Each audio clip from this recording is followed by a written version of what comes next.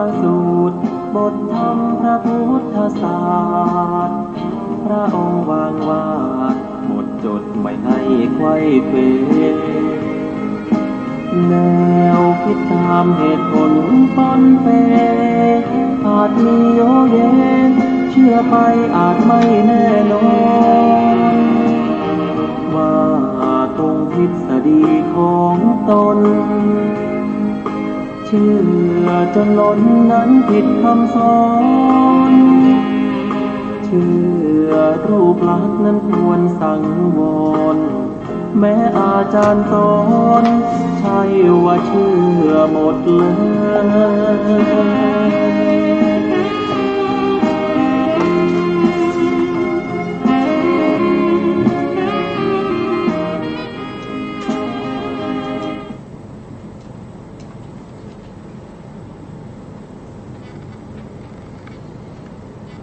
พุทธังสรณังกัจฉามิธัมมังสรณังกัจฉามิสังฆังสรณังกัจฉามิกราบนมัสการพระมหาเถระพระสังฆาธิการพระเถรานุเถระสวัสดีท่านผู้ฟังและผู้ชมทุกท่านกลับมาพบกับรายการศึกษาพระสัทธรรมเพื่อการพ้นทุกข์ครั้งนี้ก็เป็นครั้งที่ 6ในเรื่องของปูตถปาทสูตรซึ่งเป็นพระสูตรที่นำมาจากพระไตรปิฎกและอัตถกถาชุด91เล่ม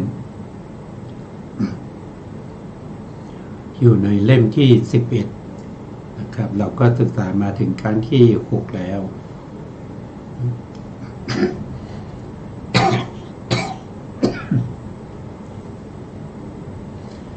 ครั้งที่แล้วเนี่ยเราก็ได้พูดถึงที่พระพุทธองค์ได้แสดงข้อประพฤติปฏิบัติในทางพระพุทธศาสนาที่เกี่ยวกับเรื่องของสมาธินะครับตั้งแต่ปฐมฌานไปจนถึงอรูปฌานรวมเป็นสมาบัติ8นะก็มีรูปฌาน4อรูปฌาน4ที่มีในพระพุทธศาสนาซึ่งเป็นการปฏิบัติที่ทำให้ยิ่งขึ้นไปแล้วก็จะได้นำเอาโลกียฌานเหล่านั้นมาเป็นบาตรในการเจริญวิปัสสนา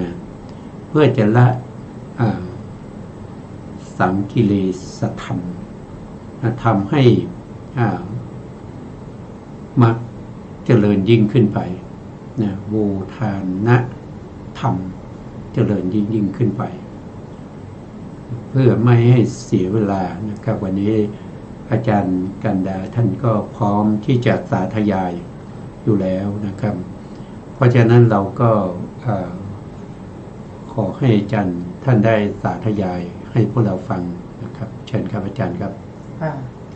กราบนมัสการพระคุณเจ้าพระเถรานุเถระและสวัสดีท่านที่รับฟังและรับชมอยู่ทางบ้านนะคะปูตถปาทสูตรที่9ต่อจากคราวที่แล้วพระผู้มีพระภาคเจ้าตรัสตอบว่าปูตถปาทะเช่นเดียวกับบุรุษพึงทำบันไดเพื่อขึ้นสู่ปราสาทที่ใต้ปราสาทนั้นชนทั้งหลายจะพึงกล่าวกับเขาว่าแน่พ่อคุณปราสาทที่ท่านทำบันไดเพื่อจะขึ้นท่านรู้หรือว่าอยู่ทิศตะวันออกหรือทิศใต้ทิศตะวันตกหรือทิศเหนือสูงหรือต่ำหรือพอปานกลางถ้าบุรุษนั้นจะพึงตอบอย่างนี้ว่าปราสาทที่เราทำบันไดเพื่อจะขึ้นอยู่ที่ใต้ปราสาทนี้แหละโปตปาทะท่านจะเข้าใจความข้อนั้นเป็นไฉนเมื่อเป็นเช่นนั้นคำพูดของบุรุษนั้นก็ถือความน่าอัศจรรย์มิใช่หรือโปตปาทะตอบว่าแน่นอนพระเจ้าข้าเมื่อเป็นเช่นนั้นคำพูดของบุรุษนั้นก็ถึงความน่าอัศจรรย์ พระผู้มีพระภาคเจ้าตรัสตอบว่าโอตตปาทะก็ฉันนั้นเหมือนกันถ้าเจ้าลัทธิอื่นพึงถามพวกเราว่าการได้อัตภาพที่หยาบการได้อัตภาพที่สำเร็จด้วยใจการได้อัตภาพที่หารูปมิได้ซึ่งท่านแสดงธรรมเพื่อให้ละเสียว่าพวกท่านปฏิบัติอย่างไรจึงจักละสังกิเลสธรรมได้โมทานธรรมจักเจริญยิ่งท่านทั้งหลายจักทำให้แจ้งซึ่งความบริบูรณ์และความไพบูรณ์แห่งปัญญาด้วยความรู้ยิ่งเฉพาะตัวในปัจจุบันเข้าถึงอยู่เป็นไฉนพวกเราถูกถามแล้วอย่างนี้พึงพยากรณ์แก่พวกเขาว่านี้แลคือการได้อัตภาพอันไม่มีรูปที่เราแสดงธรรมเพื่อละเสียว่าพวกท่านปฏิบัติอย่างไรจักละสังกิเลสธรรมได้โภทานธรรมจักเจริญยิ่งท่านทั้งหลายจักทำให้แจ้งซึ่งความบริบูรณ์ความไพบูรณ์แห่งปัญญาด้วยความรู้ยิ่งเฉพาะตัวในปัจจุบันเข้าถึงแลอยู่โอตตปาทะท่านจะเข้าใจความข้อนั้นเป็นไฉนเมื่อเป็นเช่นนั้นภาสิทธิ์จะถึงความน่าอัศจรรย์ไม่ใช่หรือโอตตปาทะตอบว่าแน่นอนพระเจ้าข้าเมื่อเป็นเช่นนั้นภาสิทธิ์ก็ถึงความอัศจรรย์ค่ะครับผม คือตอนแรกที่อาจารย์ท่านได้สาธยายต่อจากครั้งที่แล้วก็คือหมายความว่าครั้งที่แล้วเนี่ยนะครับที่ได้พูดคุยกันระหว่างโอตปาทะกับพระพุทธองค์นะครับได้พูดถึงลัทธิอื่นๆลัทธิอื่นๆเนี่ยเขาไม่รู้เขาไม่รู้ว่าจะทำยังไงเพื่อจะละเสียซึ่งสังกิเลสธรรมไม่รู้หนทางที่จะละกายหยาบเพื่อให้เข้าถึงกายที่สำเร็จด้วยใจแล้วก็เข้าถึงรูปที่เข้าถึงที่ไม่ภูมิที่ไม่มีรูปเขาไม่รู้นะเขาไม่รู้ทีนี้เขาไม่รู้เนี่ยเขาแสดงธรรมไปตามที่นึกเอานะครับนึกเอาแล้วก็กะเอาว่าน่าจะเป็นอย่างนั้นอย่างนี้อันนั้นมันเป็นธรรมที่ไม่บริสุทธิ์ธรรมที่ไม่เป็นไปตามความถูกต้องไม่เหมือนกับทางพระพุทธศาสนานะครับที่พระพุทธองค์แสดงธรรมอยู่พระพุทธองค์ก็ทรงจำแนกแจกแจงให้ได้เข้าใจได้ว่าอะไรคือกายที่หยาบกายที่หยาบที่พระพุทธองค์แสดงนั้นก็คือกายที่เป็นไปในกามภูมิกายที่เป็นไปในอบายภูมิสี่นี้ก็หยาบมากนะครับต่อมาก็เป็นไปในมนุษย์มนุษย์ก็ยังเป็นกายหยาบนะครับแล้วก็ในส่วนที่เป็นของเทวดาอีก6ชั้นนั้นก็ยังหยาบอยู่นะครับเพราะว่ากายเหล่านี้เป็นกายที่ต้องอาศัยอาหารอาศัยอาหารที่เป็นคำที่เราจะต้องกลืนกินเข้าไปนะครับที่ตั้งอยู่ได้ก็เพราะอาหารนี่เป็นกายหยาบส่วนที่สำเร็จด้วยใจนั้นท่านมุ่งหมายเอาพวกที่เป็นพรหมเขาสำเร็จด้วยใจยังไงนะครับพวกที่เป็นพรหมเนี่ยจะไปเกิดเป็นพรหมได้นะครับก็จะต้องเป็นผู้ที่ได้สมาธินะครับอย่างน้อยๆก็ต้องได้ปฐมฌานเมื่อไปเกิดในปฐมฌานก็เรียกว่าเป็นพรหมนะครับเป็นพรหมชั้นที่1เรียกว่าปฐมฌานภูมินะครับ ในภพภูมินี้ก็มีพรหมอยู่3ระดับนะครับมีปริสัชชาพรหมนะเป็นพรหม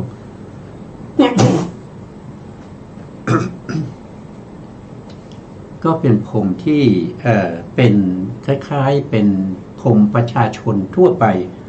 นะนี่เกิดจากอะไรก็เกิดจากสมาธิที่ได้นั้นยังไม่มีกำลังนะครับ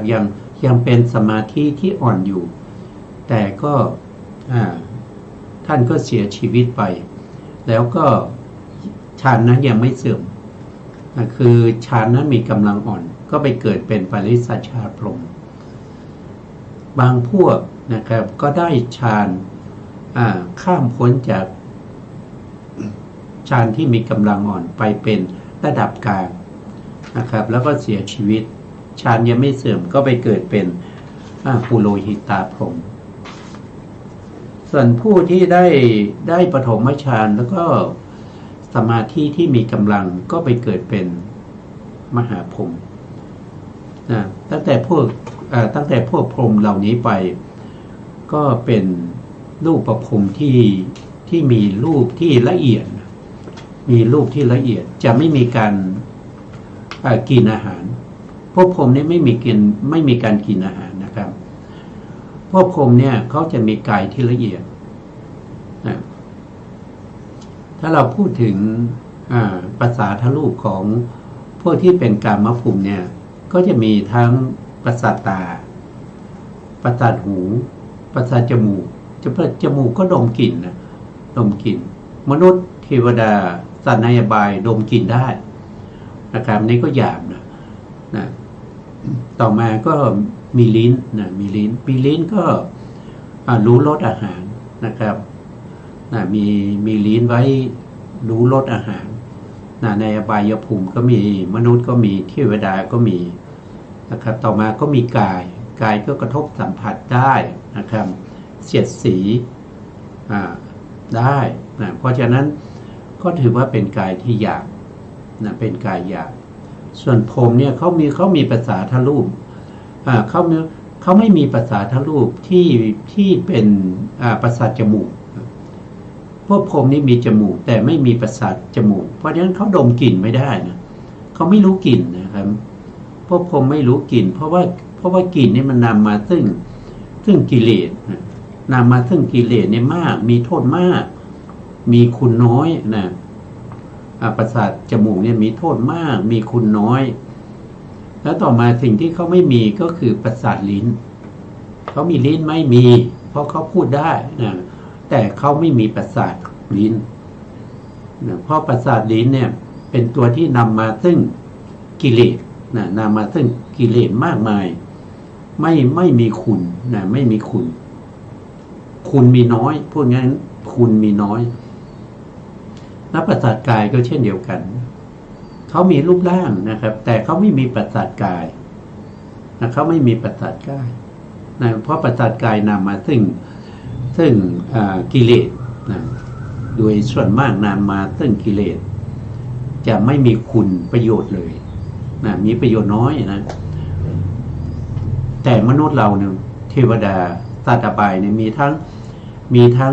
จมูกนะครับมีทั้งประสาทจมูกประสาทลิ้นประสาทกายนะครับเพราะฉะนั้นสิ่งเหล่านี้มันเป็นของหยาบมันมีประโยชน์น้อยมันมีโทษมากมันนำมาซึ่งกิเลสได้มากนะครับแต่พรหมเขายังมีตาอยู่นะเขามีประสาทตาเขามีประสาทหูก็เพราะอะไรก็เพราะว่าประสาทตานี่มีคุณมากนะมีคุณยังไงนะครับประสาทตานี่เขาเอาไว้ในการที่จะดูอะไรดูพระสัมมาสัมพุทธเจ้าในสมัยที่พระพุทธองค์อุบัติขึ้นนะเขาก็ใช้ประสาทตานะครับที่มาเข้าเฝ้าพระพุทธองค์แล้วก็มาดูนะครับมาดูลักษณะมหาปุริลักษณะ32อนุพยัญชนะ80นะครับด้วยการอาศัยประสาทตาแล้วก็มีประสาทหูด้วยนะพรหมยังมีประสาทหูเพราะประสาทหูนำมาซึ่งการได้ฟังธรรมจากพระพุทธเจ้าได้สำเร็จเป็นพระอริยบุคคลเพราะฉะนั้นทวารทั้งสองเนี่ยถือว่ามีคุณ มีคุณมากกว่ามีโทษ เพราะฉะนั้นพรหมยังมีอยู่นะครับใช้ในการดูว่าพระพุทธเจ้าอุบัติแล้วยังใครเป็นพระพุทธเจ้านะครับคนที่มาอ้างตัวเป็นพระพุทธเจ้าเนี่ยมีมากมายปัจจุบันก็มีนะบางคนนะครับอ้างตัวเป็นพระพุทธเจ้าแต่ไม่รู้หรอกว่าพระพุทธเจ้าเขามีคุณยังไงนะครับเขามีมหาปุริลักษณะยังไงพระองค์มีอนุพยัญชนะ80ยังไงเขาไม่รู้แต่เขาอ้างตัวว่าเขาเป็นพระพุทธเจ้านะครับอันนี้ผมเขาจะรู้เขาจะรู้ได้ไงก็รู้ได้จากการที่ดูนะครับใช้ประสาทตาในการดูแล้วก็ให้เขาคนที่เขาอ้างตัวเป็นพระพุทธเจ้าเนี่ยเขาไม่สามารถแสดงธรรมเพื่อมรรคผลนิพพานได้นะเขาไม่รู้หรอกอะไรเป็นอะไรคืออนุสัยกิเลสนะครับปริยุทธานกิเลสเป็นยังไงนะวิติกรรมกิเลสเป็นยังไงการที่จะปฏิบัติเพื่อละกิเลสเหล่านี้เป็นไปยังไงเขาไม่รู้นะครับมีแต่พระสัมมาสัมพุทธเจ้าเท่านั้นที่จะแสดงให้สัตว์ทั้งหลายได้รู้และเข้าใจสามารถที่จะละพวกกิเลสทั้งหลายได้นะครับมีแต่พระพุทธเจ้าเท่านั้นนะครับอันนี้ก็ต่อจากครั้งที่แล้วนะครับก็เพราะฉะนั้นท่านโปธปาทะเนี่ยท่านก็ชื่นชมนะครับว่าศาสนาพุทธของเราเนี่ยมันมีเหตุมีผลนะครับไม่เหมือนกับศาสนาอื่นนะครับอย่างทำบันไดเนี่ยยังไม่รู้เลยว่าปราสาทอยู่ตรงไหนปราสาทอยู่ตรงไหนแล้วก็ประตูอยู่ตรงไหนจะขึ้นทางไหนแต่ทำบันไดเพื่อจะขึ้นปราสาทเนี่ยมันแสดงถึงความอะไรแสดงถึงความมันไม่น่าจะมีลัทธิแบบนี้นะไม่รู้ว่าปราสาทอยู่ไหน แต่ก็พยายามที่จะทำบันไดขึ้นปราสาทมันเป็นเรื่องของมิจฉาทิฏฐินะเป็นเรื่องของมิจฉาทิฏฐิในศาสนาพุทธเท่านั้นนะครับที่จะมีการละกิเลสแล้วก็ทำให้เจริญยิ่งขึ้นไปจนถึงเป็นพระอริยบุคคลเข้าถึงความเป็นพระอรหันต์นะครับต่อไปก็เรียนเชิญอาจารย์ท่านได้สาธยายต่อครับเชิญครับอาจารย์ครับเมื่อพระผู้มีพระภาคเจ้าตรัสอย่างนี้แล้ว จิตบุตรควานช้างได้ทูลว่าพระเจ้าข้าสมัยใดได้อัตภาพอันหยาบสมัยนั้นการได้อัตภาพที่สำเร็จด้วยใจเป็นโมฆะการได้อัตภาพที่ไม่มีรูปก็เป็นโมฆะในสมัยนั้นพึงมีการได้อัตภาพอันหยาบเป็นสัจจะกระนั้นหรือและสมัยใดได้อัตภาพที่สำเร็จด้วยใจสมัยนั้นการได้อัตภาพอันหยาบเป็นโมฆะการได้อัตภาพอันไม่มีรูปก็เป็นโมฆะในสมัยนั้นการได้อัตภาพที่สำเร็จด้วยใจเป็นสัจจะกระนั้นหรือและสมัยใดได้อัตภาพอันไม่มีรูปสมัยนั้นการได้อัตภาพอันหยาบเป็นโมฆะการได้อัตภาพที่สำเร็จด้วยใจก็เป็นโมฆะในสมัยนั้นการได้อัตภาพอันไม่มีรูปเป็นสัจจะกะนั้นหรือพระผู้มีพระภาคเจ้าตรัสตอบว่าจิตตะสมัยใดได้อัตภาพที่หยาบสมัยนั้นมิได้ถึงซึ่งอันนับว่าได้อัตภาพอันสำเร็จด้วยใจทั้งไม่ถึงซึ่งอันนับว่าได้อัตภาพอันไม่มีรูปในสมัยนั้นถึงซึ่งอันนับว่าได้อัตภาพอันหยาบอย่างเดียวสมัยใดได้อัตภาพที่สำเร็จด้วยใจสมัยนั้นมิได้ถึงซึ่งอันนับว่าได้อัตภาพที่หยาบทั้งไม่ถึงซึ่งอันนับว่าได้อัตภาพอันไม่มีรูปในสมัยนั้นถึงซึ่งอันนับว่าได้อัตภาพที่สำเร็จด้วยใจอย่างเดียว สมัยใดได้อัตภาพอันไม่มีรูปสมัยนั้นมิได้ถึงซึ่งอันนับว่าได้อัตภาพที่หยาบทั้งมิได้ถึงซึ่งอันนับว่าได้อัตภาพที่สำเร็จด้วยใจในสมัยนั้นถึงซึ่งอันนับว่าได้อัตภาพอันไม่มีรูปอย่างเดียวพระผู้มีพระภาคเจ้าตรัสตอบว่าจิตตะถ้าเราจะพึงถามท่านอย่างนี้ว่าท่านได้มีแล้วในอดีตมิใช่ว่าไม่ได้มีแล้วท่านจักมีในอนาคตมิใช่ว่าจักไม่มีท่านมีอยู่ในบัดนี้มิใช่ว่าไม่มีกระนั้นหรือท่านถูกถามอย่างนี้จะพึงพยากรณ์อย่างไรจิตตะตอบว่า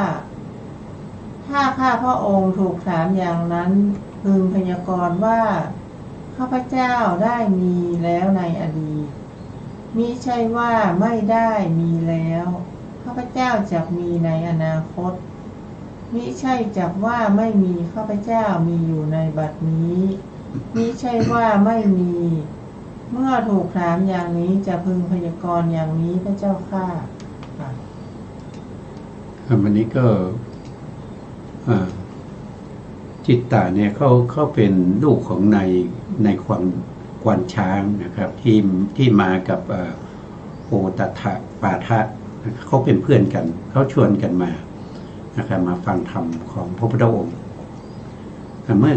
เขาฟังแล้วเนี่ยเขาก็เข้าใจนะแต่ความเข้าใจนั้นนะครับก็ตั้งอยู่บนความเป็นตัวตนนะครับตั้งอยู่ในความเป็นอัตตะเป็นอัตตะเป็นชีวะนะครับก็ทูลถามพระพุทธองค์นะพระพุทธองค์ก็ ที่เขาทูลถามเนี่ยจริงๆแล้วความเข้าใจของเขาเนี่ยก็พอที่จะมีการแก้ไขให้เป็นความเข้าใจที่ถูกต้องได้นะครับคือเขาถามพระพุทธองค์ว่านะครับคนบางคนในโลกนี้นะครับที่มีกายหยาบเนี่ยนั่นแสดงว่าคนนั้นไม่มีกายที่เข้าถึงด้วยใจแล้วก็ไม่มีความเข้าถึงด้วยรูปใช่ไหมเขาถามลักษณะนี้นะพระพุทธองค์ก็ตอบว่าใช่แล้วนะใช่แล้วเพราะว่าคนและสัตว์ทั้งหลายเนี่ยมีอัตภาพเพียงอย่างเดียวนะครับแต่อัตภาพในที่นี้ไม่ได้หมายถึงอัตภาพพวกมิจฉาทิฏฐิแต่เป็นอัตภาพที่มันประชุมกันนะครับประชุมกันระหว่างขันธ์ห้านะครับรูปขันธ์เวทนาขันธ์สัญญาขันธ์สังขารขันธ์ที่ประชุมกันอยู่แต่การประชุมกันอยู่นี้มันมาจากเหตุนะมาจากเหตุมาจากปัจจัยที่ทำให้มีการประชุมกันนั่นอย่างที่พระพุทธองค์ได้ถามว่าในอดีตเนี่ยในอดีตชาติเนี่ยมีอัตภาพไหมมีอัตภาพไหมแล้วก็ในอนาคตนี้จะมีอัตภาพอีกไหมท่านก็จะจิตตะท่านก็ตอบว่าในอดีตก็มีมาแล้วนะครับแล้วก็ปัจจุบันก็มีอยู่แล้วก็จะมีต่อไปในอนาคตแต่การพูดถึงอัตภาพนี้เป็นความเข้าใจที่ต่างกันยังไงต่างกันในลักษณะว่าที่พระพุทธองค์พูดเนี่ยมันไม่ได้หมายถึงอัตภาพตัวตนไม่ได้หมายถึงชีวะบุคละนะครับมันเป็นไปตามเหตุตามปัจจัยเหตุปัจจัยยังไงก็คือในอดีตชาตินี้เราที่เรามีเนี่ยนะครับมันดับไปแล้วมันหมดไปแล้วมันไม่มีแล้วตอนนี้แต่ความดับไปความหมดไปเหล่านั้นนะครับก็ยังเป็นเหตุเป็นปัจจัยให้เรามีรูปนะครับมีเวทนามีสัญญาสังขารในภพนี้ได้นะเวทนาสัญญาสังขารในภพนี้ไม่ใช่อัตภาพที่มีมาแล้ว นะครับ แล้วก็ไม่ใช่อัตภาพที่จะมีต่อไปนะครับรูปเวทนาสัญญาสังขารที่เรียกว่าเป็นอัตภาพนั้น เมื่อเกิดขึ้นแล้วก็ย่อมดับไปนะครับ เมื่อเกิดขึ้นด้วยเหตุด้วยปัจจัยแล้วก็ดับไป แล้วก็ยังมีเหตุปัจจัยที่มีอยู่ยังไม่ถูกกำจัดไป ก็จะมีรูปเวทนาสังขารแล้วก็วิญญาณที่เรียกว่าเป็นอัตภาพที่จะเกิดต่ออีกนะมันก็เกิดสืบต่อกันอย่างนี้เพราะอะไรเพราะว่ามันเหตุปัจจัยมันไม่ดับเหตุปัจจัยไม่ดับนะครับมันก็จะต้องมีการสืบต่อไปแล้วจะดับได้ยังไงนะครับดับได้ยังไงก็ต้องปฏิบัติตามแนวทางพระพุทธศาสนาพูดง่ายๆนะก็คือต้องเข้าถึงอริยมรรคนะครับอริยมรรคซึ่งเป็นตัวที่เป็นหนทางที่นำไปสู่พระนิพพานแต่การที่จะเป็นหนทางนำไปสู่พระนิพพานนี้นะครับก็ต้องมีการปฏิบัตินั่นก็คือต้องมีการละนะครับละอะไรละความยินดีนะความยินดีติดใจในเรื่องของอัตภาพละอาสาทะคือยินดีติดใจในรูปชอบใจในรูปคืออะไรถ้าเราเห็นทางตาที่เห็นนั่นก็คือเห็นรูปนะครับเห็นทำไมก็ชอบใจอยากดูนะชอบใจแล้วก็อยากดูแสวงหาดูอยู่เรื่อยๆอย่างเงี้ยมันก็เป็นการสร้างตาก็จะมีเกิดขึ้นในภพต่อไปด้วยเหตุด้วยปัจจัยอย่างนี้แต่ตัวที่ไปสร้างตานั้นมันคืออะไรมันคืออวิชชามันคือตัณหามันคือกรรมนะครับที่ยังไม่หมดไปนะครับถ้าเมื่อไหร่เรากำจัดเสียซึ่งอวิชชาและตัณหาได้นะครับเมื่อนั้นเราก็ไม่ต้องไปเวียนว่ายตายเกิดเพราะอวิชชากับตัณหานี่เป็นหัวจักรนะครับเป็นหัวจักรใหญ่ในการเวียนว่ายตายเกิดในวัฏสงสารส่วนตัวกรรมนั้นเป็นเขาเรียกว่าเป็นบริขารของตัณหาเท่านั้นเองกรรมยังมีอยู่มากมายแต่ถ้าไม่มีตัณหากรรมนั้นก็ไม่สามารถที่จะให้ผลในภพหน้าได้เพราะไม่มีการเกิดแล้วนะซึ่งความเป็นไปของการเวียนว่ายตายเกิดเนี่ยนะครับผู้ที่เป็นมิจฉาทิฏฐิหรือว่าเป็นนอกพระพุทธศาสนานี่เขาจะไม่รู้นะเขาจะไม่รู้ในเรื่องเหล่านี้แต่เขาก็อาศัยอะไรอาศัยปุถุชนผู้ไม่ได้พบพระอริยะผู้ไม่ได้สดับธรรมของพระอริยะผู้ไม่ได้รับคำแนะนำจากพระอริยะผู้ไม่ได้มีความฉลาดในธรรมของพระอริยะเป็นบริวารแล้วก็หาประโยชน์จากปุถุชนเหล่านั้นนะปุถุชนผู้โง่เขานะครับก็ปนเปื้อแก่ศาสดาผู้เป็นหัวหน้าที่นำไปสู่อบายนะเขาไม่รู้แต่เขาสามารถที่จะมีวาทศิลป์มีคำพูดที่สามารถที่จะชักชวนให้บุคคลเหล่านั้นเชื่อตามได้อันนี้ก็มาจากไหนก็มาจากอดีตชาติเขาเคยสร้างบุญมานะเขาเคยทำบุญมาเขาจึงมีความสามารถอย่างนั้นแต่บุญที่เขาได้มาเนี่ยนะแทนที่เขาจะใช้บุญนี้นะครับมาสร้างบุญต่อนะครับหรือว่ามาทำเพื่อความหลุดพ้นแต่เขากลับใช้บุญเก่านั้นมาทำเขาเรียกว่ามาสร้างกิเลสมาสร้างวัฏฏะมาขยายวัฏฏะให้ยืดยาวออกไปอีกนะโดยพรหมหน้าก็ขยายวัฏฏะไปที่มหาเวจีนรกก่อน นะครับ แล้วก็ต่อไปก็วนเวียนอยู่ในนรกนะครับเดรัจฉานเปรตอสุรกายกลัวก็ยากนะครับที่จะกลับมาเกิดเป็นมนุษย์อีกเนี่ยนะครับเพราะอะไรความประพฤตินะครับที่อาศัยบุญเก่าที่เขามีนะครับมาทำกรรมที่ไม่น่าจะทำนะครับน่าจะใช้บุญนั้นมาสร้างบุญที่เป็นโลกุตระแต่กลับไปสร้างวัฏฏะให้ยืดยาวในอบายภูมินั่นเป็นความแตกต่างของลัทธินอกพระพุทธศาสนากับพระพุทธศาสนานะครับ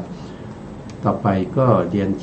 เชิญอาจารย์กันดาท่านได้สาธยายต่อครับเชิญครับพระผู้มีพระภาคเจ้าตรัสตอบว่าจิตตะ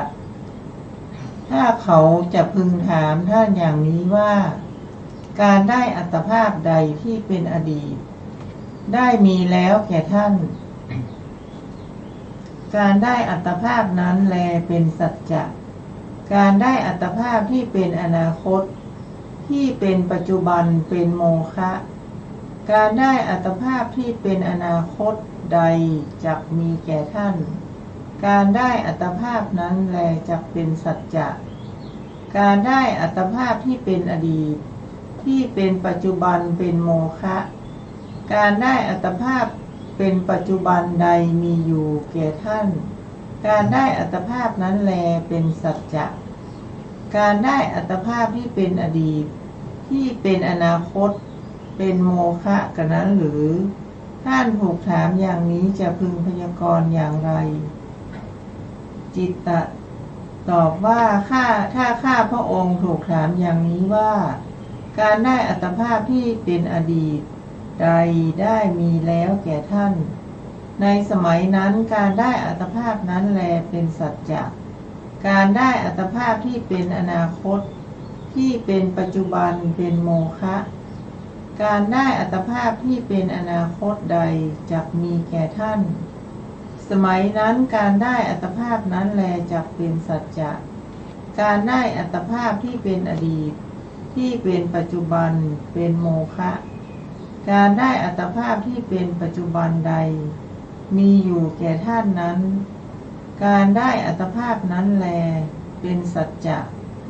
การได้อัตภาพที่เป็นอดีตที่เป็นอนาคตเป็นโมฆะกันนั้นหรือข้าแต่พระองค์ผู้เจริญ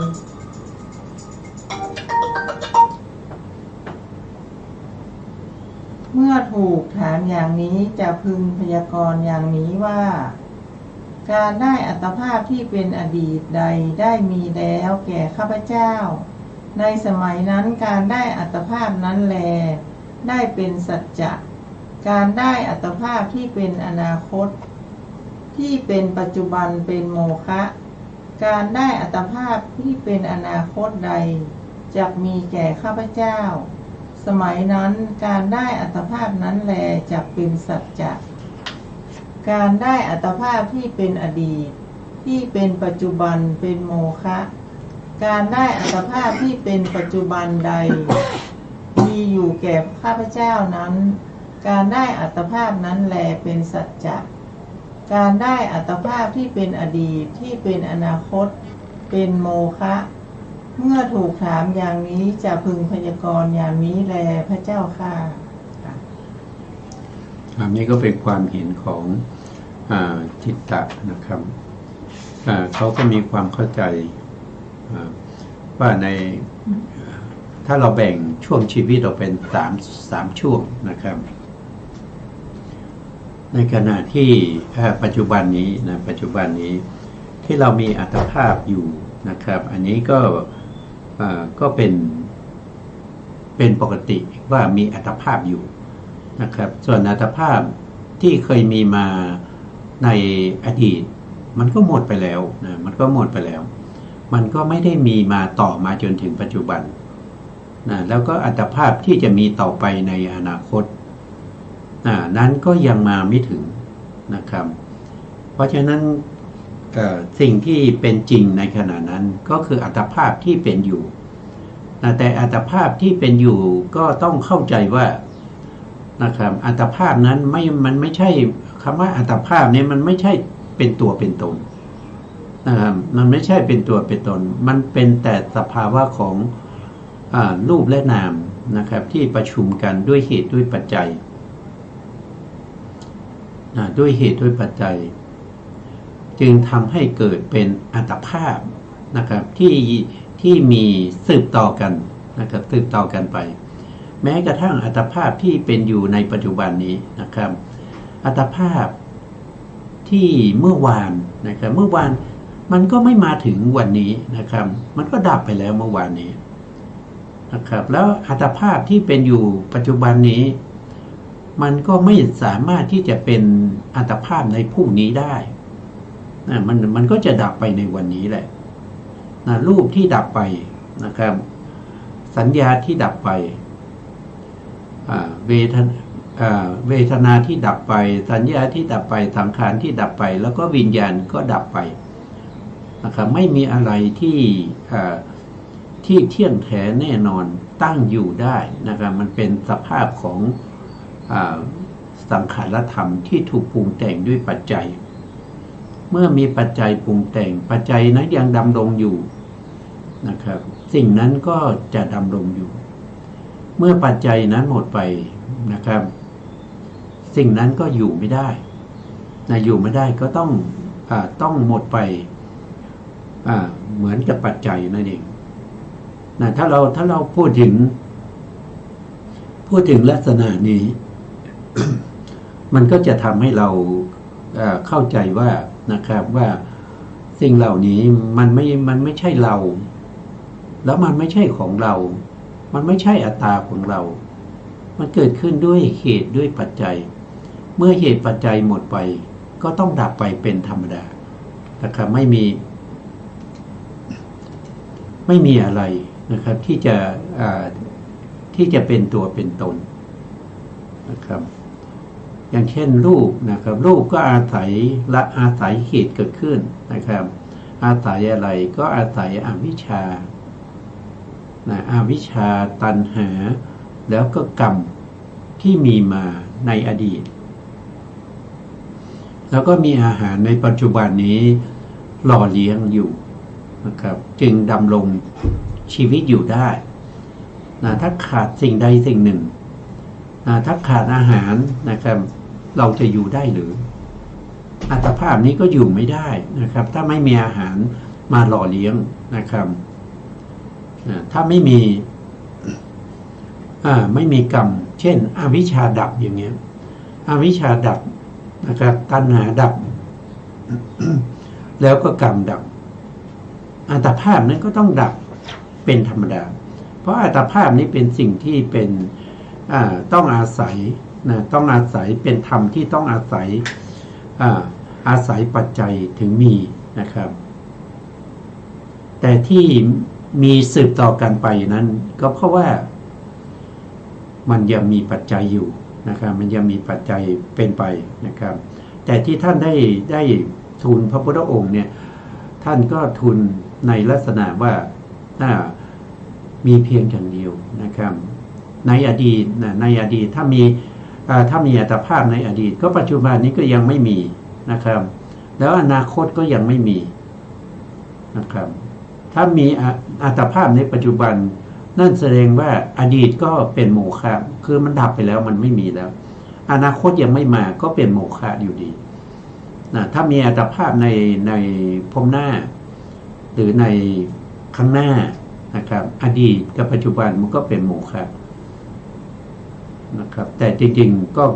ทั้งหมดทั้งมวลนั้นขึ้นอยู่กับเหตุปัจจัย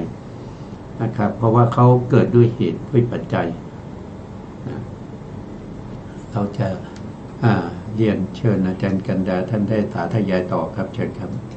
พระผู้มีพระภาคเจ้าตรัสตอบว่าจิตตะสมัยใดได้อัตภาพที่หยาบสมัยนั้นไม่ได้ถึงซึ่งอันนับว่าได้อัตภาพอันสำเร็จด้วยใจทั้งไม่ถึงซึ่งอันนับว่าได้อัตภาพอันไม่มีรูปสมัยนั้นถึงซึ่งอันนับว่าได้อัตภาพอันหยาบอย่างเดียว สมัยใดได้อัตภาพอันสำเร็จด้วยใจสมัยนั้นมิได้ถึงซึ่งอันนับว่าได้อัตภาพที่หยาบทั้งไม่ถึงซึ่งอันนับว่าได้อัตภาพอันไม่มีรูปสมัยนั้นถึงซึ่งอันนับว่าได้อัตภาพอันสำเร็จด้วยใจอย่างเดียวสมัยใดได้อัตภาพอันไม่มีรูปสมัยนั้นมิได้ถึงซึ่งอันนับว่าได้อัตภาพที่หยาบทั้งไม่ถึงซึ่งอันนับว่าได้อัตภาพอันสำเร็จด้วยใจสมัยนั้นถึงซึ่งอันนับว่าได้อัตภาพอันไม่มีรูปอย่างเดียวเช่นเดียวกับนมสดมีจากแม่โคนมส้มมีจากนมสดเนยข้นมีจากนมส้มเนยใสมีจากเนยข้นฟองเนยใสมีจากเนยใสสมัยใดยังเป็นนมสดอยู่สมัยนั้นก็ไม่ถึงซึ่งอันนับว่าเป็นนมส้มเป็นเนยข้นเป็นเนยใสเป็นฟองเนยใสสมัยนั้นถึงซึ่งอันนับว่าเป็นนมสดอย่างเดียวสมัยใดเป็นนมส้มเป็นเนยข้นเป็นเนยใสเป็นฟองเนยใสสมัยนั้นก็ไม่ถึงซึ่งอันนับว่าเป็นนมสดไม่ถึงซึ่งอันนับว่านมส้มไม่ถึงซึ่งอันนับว่าเนยข้น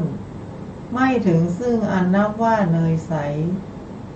ถึงซึ่งอันนับว่าฟองเนยใสอย่างเดียวพระผู้มีพระภาคเจ้าตรัสต่อว่า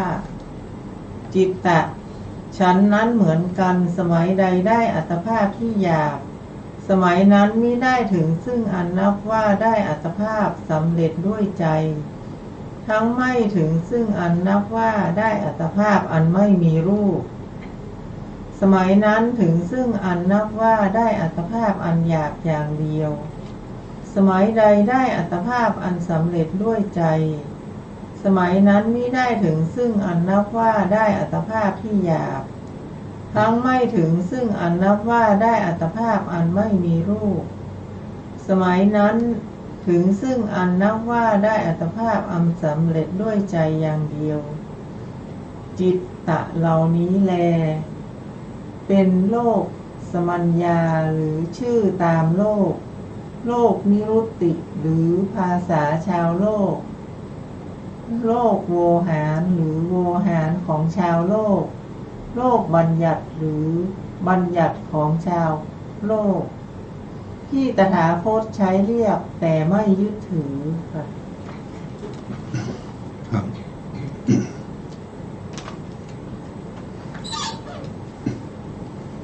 ครับนี่ก็สุดท้ายก็เอามาเปรียบเทียบกับในเรื่องของสังสารวัฏนะสังสารวัฏที่เวียนว่ายแต่เกิดคืออะไรก็คือ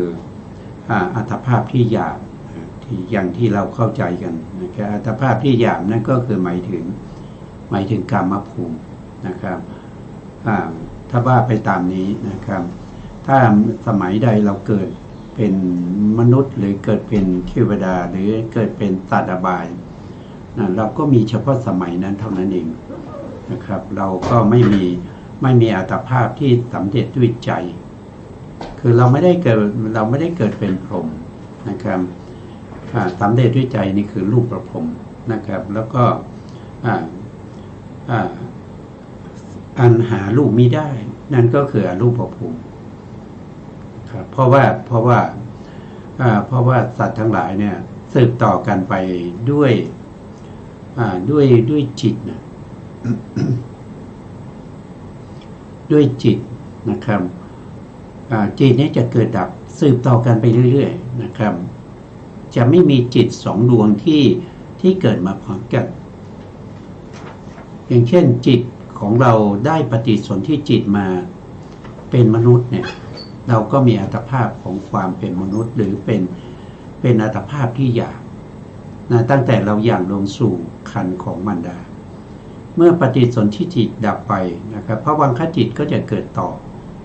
นะครับภวังคจิตดับไปนะครับจิตที่เป็น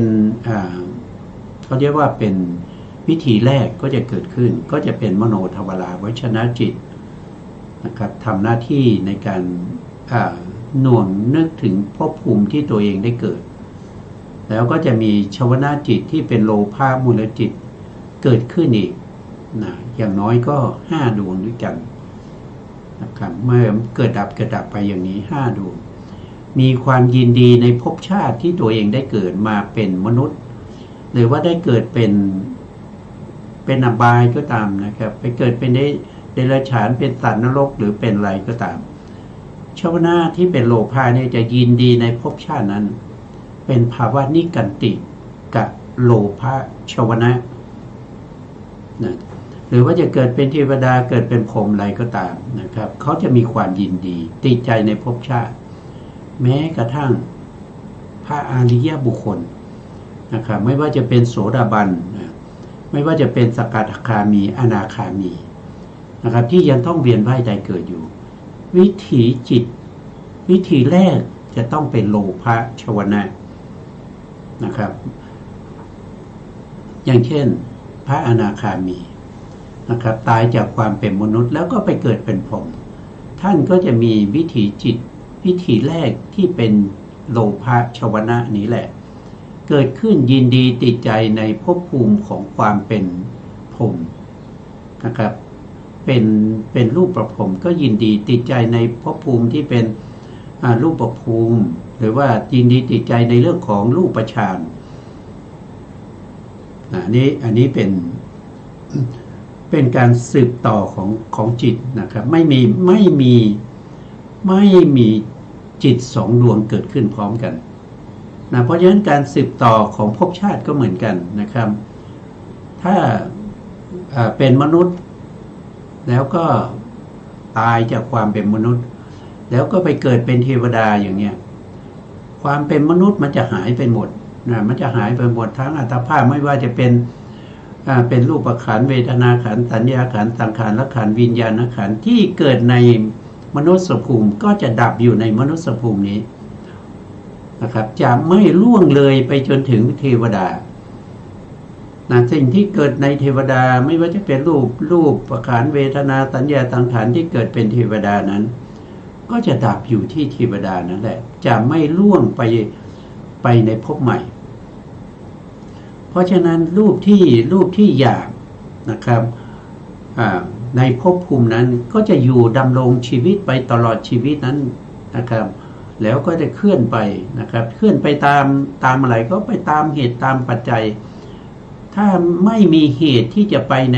ในภพภูมิที่เป็นภพภูมิที่สำเร็จด้วยใจไม่มีเหตุปัจจัยที่จะไปในภพภูมิที่หารูปไม่ได้ก็ยังอยู่เป็นมนุษย์แต่เป็นมนุษย์คนละบุคคลนะครับความเป็นมนุษย์ที่ในภพที่แล้วเป็นคนไทยนะครับเกิดใหม่เป็นอะไรอาจจะไปเกิดเป็นคนลาวอย่างเงี้ยมันคนไทยมันสิ้นสภาพหมดแล้วก็ไปเกิดเป็นคนลาวก็ได้อัตภาพใหม่มันไม่มีซ้อนกันมันไม่มีสืบต่อกันนะมันไม่มีอะไรมันไม่ใช่ว่าจะเอารูปขันธ์ที่เป็นคนไทยไปเป็นคนเราด้วยอย่างนี้มันไม่มีหรือว่าจะเอารูปขันธ์ที่เป็นอย่างหยาบเนี่ยไปต่อไปยังอัตภาพที่สำเร็จด้วยใจมันก็ไม่มีหรือว่าจะเอารูปขันธ์ที่เป็นมนุษย์เนี่ยต่อไปในรูปก็ไม่มีจะเอาเวทนาสัญญาสังขารหรือวิญญาณที่จากภพเก่าเนี่ยมาภพใหม่เนี่ยมันไม่มีเพราะฉะนั้นมันก็จะสิ้นสุดในภพนั้นนะครับแต่ที่ต้องพูดไปในลักษณะนี้นะครับก็พูดโดยลักษณะของโวหารทางชาวโลกนะครับเพื่อจะให้ได้สื่อสารเข้าใจกันนะครับเพราะพระองค์ก็ยังใช้บัญญัติหรือคำพูดนะที่ทำให้เกิดความรู้ความเข้าใจสื่อสารกันกับบุคคลทั่วไป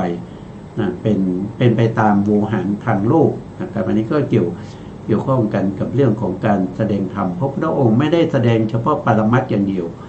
นะครับแต่ความหมาย ของชาวโลกกับของพระพุทธองค์นั้นแตกต่างกันไม่เหมือนกันเพราะพระพุทธองค์ไม่ได้ยึดถือโดยความเป็นอัตภาพเป็นตัวตนนะไม่ได้ยึดรูปว่าเป็นเราเป็นของเราเป็นอัตตาของเรานะไม่ได้ยึดเวทนาสัญญาสังขารว่าเป็นเรานะครับธรรมเหล่านี้เกิดขึ้นด้วยเหตุด้วยปัจจัยนะครับเกิดขึ้นด้วยเหตุด้วยปัจจัยแล้วก็ดับไปตามเหตุตามปัจจัยต่อไปข้าพเจ้านะเมื่อพระผู้มีพระภาคเจ้าตรัสอย่างนี้แล้วโกฏปาทะปริพาชกได้กราบทูลว่าข้าแต่พระองค์ผู้เจริญภาสิทธิ์ของพระองค์แจ่มแจ้งนักข้าแต่พระองค์ผู้เจริญภาสิทธิ์ของพระองค์แจ่มแจ้งนักเปรียบเหมือนบุรุษหงายของที่คว่ำเปิดของที่ปิดบอกทางแก่คนหลงทางหรือส่องประทีปในที่มืดด้วยคิดว่าผู้มีจักษุจักเห็นรูปได้ฉันใดพระผู้มีพระภาคเจ้าประกาศพระธรรมโดยอเนกปริยายฉันนั้นเหมือนกันข้าแต่พระองค์ผู้เจริญข้าพระองค์ขอถึงพระผู้มีพระภาคเจ้ากับทั้งพระธรรมและพระภิกษุสงฆ์ว่าเป็นสรณะขอพระผู้มีพระภาคเจ้าจงทรงจำข้าพระองค์ว่าเป็นอุบาสกผู้ถึงสรณะตลอดชีวิตตั้งแต่วันนี้เป็นต้นไปฝ่ายจิตตหัตถิสารีบุตรก็ได้กราบทูลว่าข้าแต่พระองค์ผู้เจริญภาสิทธิ์ของพระองค์แจ่มแจ้งนักข้าแต่พระองค์ผู้เจริญภาสิทธิ์ของพระองค์แจ่มแจ้งนักเปรียบเหมือนบุรุษหงายของที่คว่ำเปิดของที่ปิดบอกทางแก่คนหลงทางหรือตามประทีปในที่มืดด้วยคิดว่าผู้มีจักษุจักเห็นรูปฉันใดพระผู้มีพระภาคเจ้าประกาศพระธรรมโดยอเนกปริยายฉันนั้นเหมือนกันข้าแต่พระองค์ผู้เจริญข้าพระองค์ขอถึงพระผู้มีพระภาคเจ้ากับทั้งพระธรรมพระภิกษุสงฆ์ว่าเป็นสรณะข้าพระองค์พึงได้บรรพชาอุปสมบทในสำนักของพระผู้มีพระภาคเจ้าเมื่อจิตตหัตถีสารีบุตรได้บรรพชาอุปสมบทในสำนักของพระผู้มีพระภาคเจ้าแล้วท่านอุปสมบทได้ไม่นานปลีกออกไปอยู่ผู้เดียวเป็นผู้ไม่ประมาทมีความเพียรมีตนส่งไปแล้วไม่นานนักก็ทำให้แจ้งซึ่งสุดพรหมจรรย์อันยอดเยี่ยมที่กุลบุตรทั้งหลายผู้ออกจากเรือนบวชเป็นบรรพชิตโดยชอบต้องการนั้นด้วยปัญญาอันยิ่งด้วยตนเองในปัจจุบันเข้าถึงอยู่รู้ชัดว่าชาติสิ้นแล้วพรหมจรรย์อยู่จบแล้วกิจที่ควรทำสำเร็จแล้วกิจอื่นเพื่อความเป็นอย่างนี้ไม่ได้มีท่านจิตตหัตถิสารีบุตรได้เป็นพระอรหันต์รูปหนึ่งในพระอรหันต์ทั้งหลายชนี้แลจบโอทถปาทสูตรที่9ครับผมอันนี้ก็ สมดังที่พระพุทธองค์ตั้งเป้าหมายไว้นะครับว่าจิตตบุตรในควานช้างเนี่ยจะได้สำเร็จเป็นพระอรหันต์นะครับตั้งแต่ต้นนะครับก็ใช้เวลาอยู่พอประมาณนะครับตอนแรกก็ไปแสดงธรรมให้แก่โปทะปาทะนะครับซึ่งเป็นอะไรเป็นเจ้าลัทธิส่วนหนึ่งนะครับในกลุ่มของมิจฉาทิฏฐิทั้งหลายนะครับพระองค์เล็งเห็นแล้วว่าคนนี้เขาจะได้เป็นเขาจะได้นับถือพระพุทธศาสนาโดยสมาทานไตรสิกขานะครับแล้วก็ขอถึงพระรัตนตรัยเป็นที่พึ่งแล้วเขาจะพาเอาบุตรของนายควานช้างที่ชื่อว่าจิตตะนั้นมาบวชนะแล้วในจิตตะนั้นก็จะได้สำเร็จเป็นพระอรหันต์ในภายหลังนะครับก็พระองค์ก็ไปโปรดด้วยเหตุผลนี้นะครับจนในที่สุด ก็เป็นไปอย่างที่พระพุทธองค์ได้เห็นในข่ายพยานนะครับที่พระพุทธองค์ส่งข่ายพยานตรวจสอบสัตว์โลกอยู่เป็นประจำนะครับวันละ2 เวลานะครับช่วงตอนเย็นนะครับแล้วก็ช่วงก่อนไปบิณฑบาตตอนเช้าอีกครั้งหนึ่งถ้าใครมาปรากฏในข่ายพยานพระพุทธองค์ก็จะไปโปรดผู้นั้นนะครับเพื่อประโยชน์แก่บุคคลนั้นนะวันนี้เราก็ส่วนในเรื่องของอัตถกถานะครับของโอทปาทะเราก็จะศึกษาในขั้นต่อไปนะครับวันนี้เราจบในเรื่องของพัสสุไปแล้วนะครับแล้วก็พอดีเวลาหมดนะครับสุดท้ายนี้นะครับก็ขอแก่ขอบคุณพระครูสมุทรวิศวะวรกิจโจผู้อำนวยการสถานีวิทยุเพื่อการศึกษาพระพุทธศาสนาและวัฒนธรรม FM 104.5 เมกะเฮิรตซ์วัดไฟหินจังหวัดเชียงใหม่และขอกราบขอบคุณพระครูปริยัติยานุสาสตร์ครับแล้วก็ขออุทิศส่วนบุญส่วนกุศลที่ได้บำเพ็ญมานี้นะครับให้แก่ท่านพันเอกธนเตชะนะผู้ล่วงลับไปแล้วนะครับขอให้ท่านจงได้รับความสุขนะครับแล้วก็ได้ถวายผลบุญที่คณะกับผมและคณะได้ร่วมกันบำเพ็ญนะครับไม่ว่าจะเป็นกายวาจาใจนะครับขออุทิศให้แก่ท่านครับแล้วก็ขอขอบคุณท่านผู้ฟังและผู้ชมทุกท่านนะครับที่ให้เกียรติติดตามในรายการศึกษาพระสัทธรรมเพื่อการพ้นทุกข์พบกันใหม่ในครั้งต่อไปครับวันนี้ลาไปก่อนครับสวัสดีครับสวัสดีค่ะ